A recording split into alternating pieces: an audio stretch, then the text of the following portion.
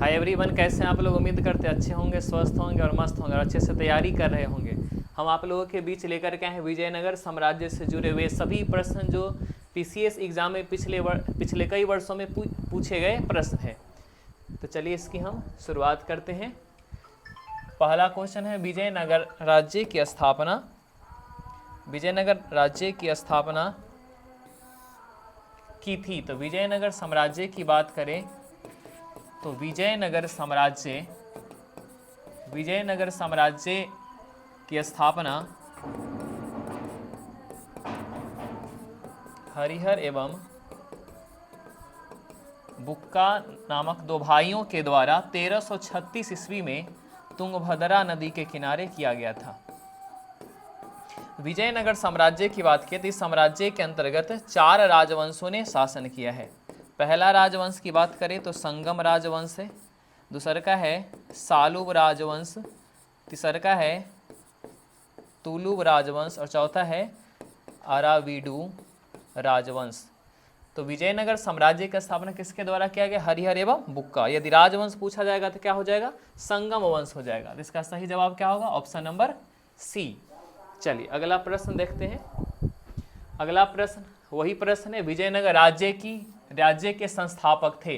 तो पहला ऑप्शन है हरिहर और बुक्का, दूसरा का है कृष्णदेव राय, तीसरा है पुष्यमित्र और चौथा है भद्रबाहु। तो विजयनगर राज्य के संस्थापक कौन हो जाएंगे? हरिहर और बुक्का। चलिए अगला क्वेश्चन है, निम्नलिखित राज्यों में से 2 भाइयों हरिहर और बुक्का ने किसकी स्थापना की थी? फिर से वही सवाल आ गया है। तो विजयनगर साम्राज्य की स्थापना हरिहर और बुक्का ने किसकी स्थापना की है? तो क्या हो जाएगा? ये विजयनगर राज्य की स्थापना की है। और ये सवाल झारखंड पीसीएस में 2021 में पूछा गया है। चलिए अगला क्वेश्चन देख लेते हैं। अगला क्वेश्चन दे रखा है, इनमें से किसने कृष्णा नदी की सहायक नदी के दक्षिणी तट पर एक नए नगर की स्थापना की और उस देवता के प्रतिनिधि के रूप में अपने इस नए राज्य के शासन करने का दायित्व लिया, जिसके बारे में माना जाता है कि कृष्णा नदी से दक्षिणी की समस्त भूमि उस देवता की है। यानी सीधे तौर पे पूछा जा रहा है विजयनगर राज्य की स्थापना किसके द्वारा किया गया है? तो अभी हमने देखा है हरिहर और बुक्का। यदि प्रथम शासक की बात करें तो ये कौन हो जाएंगे? हरिहर प्रथम हो जाएंगे। चलिए अगला क्वेश्चन देखते हैं। अगला क्वेश्चन है, अपनी मदुरा विजय कीर्ति में अपने पति के विजय अभियानों का वर्णन करने वाली कवित्री थी। तो बात किया जाए मदुरा विजय, तो मदुरा विजय जो अभियान है, मदुरा विजय अभियान वह किया गया था किसके द्वारा? ये किया गया था कुमार कंपन के द्वारा। कुमार कंपन, हरिहर प्रथम के शासनकाल में कुमार कंपन के द्वारा किया गया है। ये है कौन? तो ये है बुक्का प्रथम के पुत्र, बुक्का प्रथम के पुत्र है। और वहीं बात किया जाए तो ये गंगा देवी के पति है। तो कुमार कंपन के द्वारा ही मदुरा को जीत करके विजयनगर साम्राज्य में मिलाया गया था। तो मदुरा विजय के उपलक्ष्य में जो पुस्तक लिखा गया उसके लेखक कौन है? तो गंगा देवी। तो इसका सही जवाब क्या हो जाएगा? कवित्री का नाम पूछ रहा है तो क्या हो जाएगा? गंगा देवी हो जाएगा। चलिए अगला प्रश्न देख लेते हैं। अगला प्रश्न है, विजयनगर के उस पहले शासक की पहचान करें जिसने बहमनियों से गोवा छीन लिया था।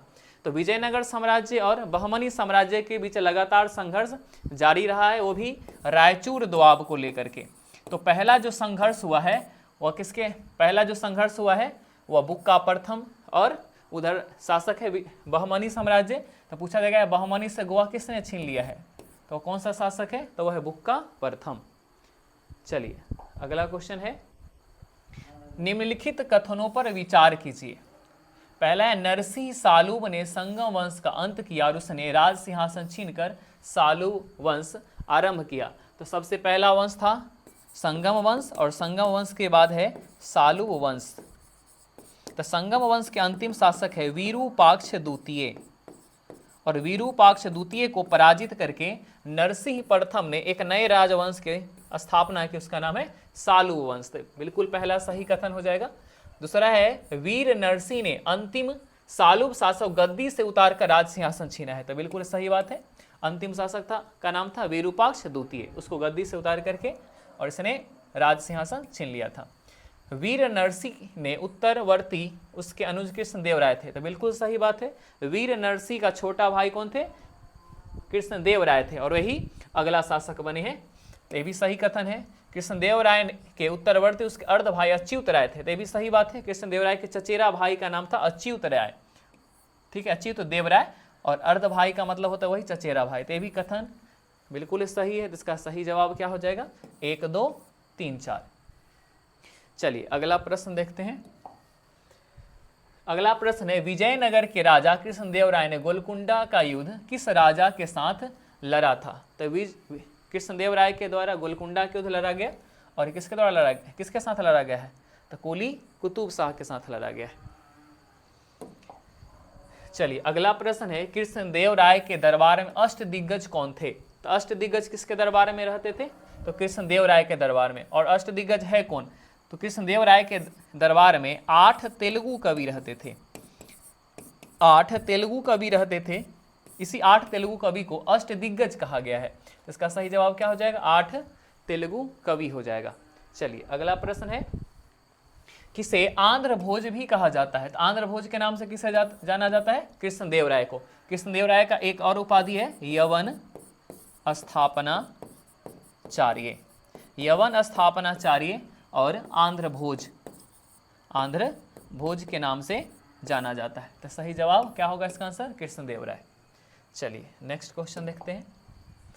नेक्स्ट क्वेश्चन है, अष्टदिग्गज किस राजा से संबंधित थे? तो वही सवाल है, 8 तेलुगु कवि रहा करते थे कृष्णदेव राय के दरबार में, जिसे अष्टदिग्गज कहा गया। तो इसका किससे संबंधित हो जाएंगे?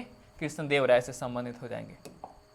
चलिए अगला प्रश्न है, प्रसिद्ध विजयनगर शासक कृष्णदेव राय के अधीन किस साहित्य का स्वर्ण युग था? तो हमने देखा है कि 8 तेलुगु कवि रहते थे और कई सारे तेलुगु साहित्य का रचना किया गया। यही कारण है कि तेलुगु साहित्य का स्वर्ण युग कहा जाता है कृष्णदेव राय के शासनकाल को। तो सही जवाब क्या हो जाएगा?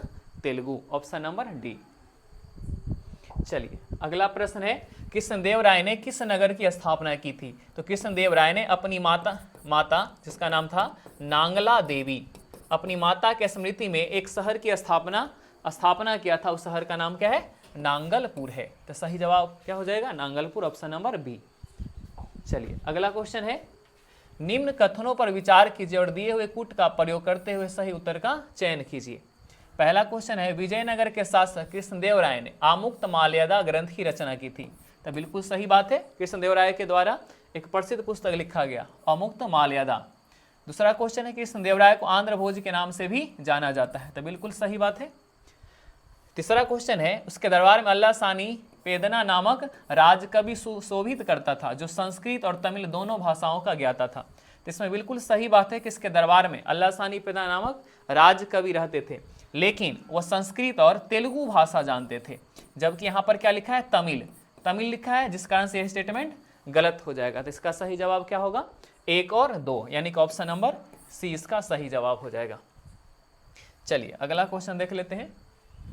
विजयनगर का प्रसिद्ध हजारा मंदिर किसके शासनकाल में निर्मित हुआ था? एक प्रसिद्ध मंदिर है हजारा मंदिर। जो हजारा मंदिर किसके द्वारा बनाया गया था? तो कृष्णदेव राय के द्वारा। तो कृष्णदेव राय के द्वारा 3 मंदिर का निर्माण किया गया था। सबसे पहला हो जाएगा हजारा मंदिर, दूसरा का हो जाएगा विट्ठल स्वामी मंदिर हो जाएगा, और तीसरा जो हो जाएगा बालकृष्ण मंदिर। ये तीनों मंदिर का निर्माण किसके द्वारा किया गया था? कृष्णदेव राय के द्वारा। चलिए तो अगला क्वेश्चन देख लेते हैं। अगला क्वेश्चन है, अब्दुल रज्जाक विजयनगर आया था। तो अब्दुल रज्जाक जो है वह एक विदेशी यात्री था, जो किसके शासनकाल में आया था? तो यह आया था अब्दुल रज्जाक देवराय द्वितीय के शासनकाल में। चलिए अगला क्वेश्चन देखते हैं। अगला क्वेश्चन है, फारसी यात्री अब्दुल रज्जाक भारत में किस राजा के शासनकाल में आया था? तो फिर से वही सवाल पूछा जा रहा है अब्दुल रज्जाक के बारे में। तो बताइए किसके शासनकाल में आया था? तो देवराय द्वितीय। चलिए नेक्स्ट क्वेश्चन, निकोलो कॉन्टी कौन था? तो निकोलो कॉन्टी एक इटली यात्री था, जिसने विजयनगर राज्य की यात्रा की थी। तो ये किसके दरबार में आया था? तो ये देवराय प्रथम के दरबार में आया था, देवराय प्रथम। तो निकोलो कॉन्टी कौन है? इटली का एक यात्री है, जिसने विजयनगर साम्राज्य की यात्रा किया है। चलिए अगला क्वेश्चन देखते हैं। पुर्तगाली लेखक नूनीज के अनुसार विजयनगर साम्राज्य में महिलाएं निम्नलिखित में से किन क्षेत्रों में निपुण थी? तो विजयनगर साम्राज्य की जो महिलाएं थी वह कुश्ती में भी निपुण थी, ज्योतिष शास्त्र में भी निपुण थी, लेखाकरण में भी, भविष्यवाणी में। तो इसका सही जवाब क्या हो जाएगा? 1 2 3 4। ऑप्शन नंबर डी इसका सही जवाब हो जाएगा। चलिए अगला क्वेश्चन देख लेते हैं। अगला क्वेश्चन है निम्नलिखित में से कौन महाभारत के तेलुगु अनुवादों के लिए विख्यात है। तो महाभारत के तेलुगु जो अनुवाद है वो किसके द्वारा किया गया है, तो नैनन के द्वारा किया गया है, टिक्कन के द्वारा किया गया है, और एक कवि और है जिसका नाम है एरन है। तो 3 कवि है जिनके द्वारा महाभारत का तेलुगु अनुवाद किया गया है। तो इसका सही जवाब क्या होगा, 3 और 4, यानी कि ऑप्शन नंबर सी इसका सही जवाब हो जाएगा। चलिए अगला क्वेश्चन देख लेते हैं। वैदिक ग्रंथों के भाष्यकार सायन को आश्रय प्राप्त था। तो ये बात करें भाष्यकार सायन, तो हम जानते हैं कि जो हरिहर उक्का ने विजयनगर साम्राज्य की जो स्थापना किए थे वो माधव विद्यारण्य से प्रभावित होकर के उन्होंने विजयनगर साम्राज्य की स्थापना किए थे। और इसी का भाई का नाम है भाष्यकार सायन। तो इसको संरक्षण प्राप्त था, आश्रय प्राप्त था किन राजाओं का, तो विजयनगर राजाओं का आश्रय प्राप्त था। चलिए अगला क्वेश्चन देख लेते हैं। फिर से वही सवाल है, वैदिक ग्रंथों के प्रसिद्ध भाष्यकार सायन निम्नलिखित में से किस काल के सक्रिय थे। तो कौन सा काल हो जाएगा, विजयनगर राज्य काल के सक्रिय थे। नेक्स्ट क्वेश्चन है निम्नांकित में से किसके राज्यारोहण को अब 500 वर्ष गुजर गए हैं। तो आप देखिए कब पूछा गया एग्जाम में, 2008 के एग्जाम में पूछा गया है। तो 2008 की बात किया जाए तो 2008 से हम जोड़ेंगे तो इसमें किसका हो गया, तो कृष्णदेव राय का देखा जाए तो इसका शासनकाल है 1509 से लेकर के 1529 तक। तो हम 2008 के अनुसार देखें तो 500 वर्ष किसका पूरा हो जाएगा, कृष्णदेव राय का। इस प्रश्न के अनुसार इसका सही जवाब हो जाएगा कृष्णदेव राय। चलिए नेक्स्ट क्वेश्चन, 1565 में कौन सा प्रसिद्ध युद्ध लड़ा गया था। तो 1565 में एक प्रसिद्ध युद्ध लड़ा गया है जिसको बोला जाता है तालीकोटा का युद्ध। तो तालीकोटा का युद्ध की बात किया जाए तो तालीकोटा का जो युद्ध हुआ है वह किसके बीच हुआ है, तो विजयनगर साम्राज्य, एक तरफ है विजयनगर साम्राज्य और दूसरा तरफ है बहमनी गठबंधन। बहमनी गठबंधन की बात किया जाए तो बहमनी गठबंधन में एक शामिल है बीजापुर, दूसरा का शामिल है बीदर, तीसरा शामिल है गोलकुंडा और चौथा बात किया जाए तो ये अहमदनगर शामिल है, अहमदनगर। और इसमें जीत किसका हुआ है, बहमनी गठबंधन का जीत हुआ है। तो तालीकोटा के युद्ध 1565 ईस्वी में हुआ है। विजयनगर साम्राज्य और बहमनी गठबंधन के बीच, बहमनी गठबंधन में ये 4 प्रांत शामिल है और इसमें जीत किसका हुआ है, बहमनी गठबंधन का हुआ है। चलिए अगला क्वेश्चन देख लेते हैं। 1565 में कौन सा प्रसिद्ध युद्ध हुआ था, वही सवाल है जो फिर से बीपीएससी 66वीं बीपीएससी 2020 में पूछा गया है। तो 1565 में कौन सा युद्ध हुआ था, तालीकोटा का युद्ध हुआ था। चलिए अगला प्रश्न है, तालीकोटा के युद्ध लड़ा गया, तो वही सवाल है जिसके बारे में हमने अभी बतलाया है जस्ट। तो इसके बीच हुआ है बहमनी साम्राज्य और उधर 4 प्रांत था, उसमें से इसमें देख सकते हैं ऑप्शन में बीजापुर, अहमदनगर और गोलकुंडा के संयुक्त सेनाओं के बीच। इसका सही जवाब क्या हो जाएगा, ऑप्शन नंबर सी। चलिए अगला क्वेश्चन देख लेते हैं। तालीकोटा का युद्ध हुआ था, तो तालीकोटा का युद्ध कब हुआ है, 1565 ईस्वी में हुआ है। चलिए अगला क्वेश्चन, जब राजा वोडियार ने मैसूर राज्य की स्थापना की तब विजयनगर साम्राज्य का शासक कौन था। तो यहाँ पर एक प्रश्न का जवाब तो क्वेश्चन में ही है, मैसूर राज्य की स्थापना किसके द्वारा किया गया। तो स्थापना किया गया है राजा वोडियार के द्वारा। पूछा जाएगा कब किया गया मैसूर राज्य की स्थापना, तो बोलेंगे 1612। उस समय विजयनगर साम्राज्य में अराविडु वंश का शासन है और उसके शासक का नाम क्या है, वेंकट द्वितीय। तो हमसे पूछ रहा है विजयनगर साम्राज्य का शासक कौन है, इसका सही जवाब क्या होगा, वेंकट द्वितीय। चलिए अगला सवाल देख लेते हैं। अगला क्वेश्चन है, विजयनगर साम्राज्य की वित्तीय व्यवस्था की मुख्य विशेषता क्या थी। तो इसकी मुख्य विशेषता क्या था, भू राजस्व। मुख्य विशेषता क्या हो जाएगा, भू राजस्व। चलिए नेक्स्ट क्वेश्चन, विजयनगर के शासक कृष्णदेव राय की कराधान व्यवस्था के संबंध निम्नलिखित कथनों पर विचार कीजिए। भूमि की गुणवत्ता के आधार पर भू राजस्व की दर नियत होती थी। तो पहला कथन बिल्कुल सही है, ये 1/3 से लेकर 1/6 के बीच लिया जाता था। तो पहला स्टेटमेंट सही है। दूसरा का है, कारखानों के निजी स्वामी एक औद्योगिक कर देते थे। तो बिल्कुल सही बात है, कारखाने का जो निजी स्वामी यानी कि मालिक होते थे वो औद्योगिक कर देते थे, ये भी सही है। तो इसका सही जवाब क्या हो जाएगा, ऑप्शन नंबर सी, 1 और 2 दोनों। चलिए अगला क्वेश्चन देखते हैं।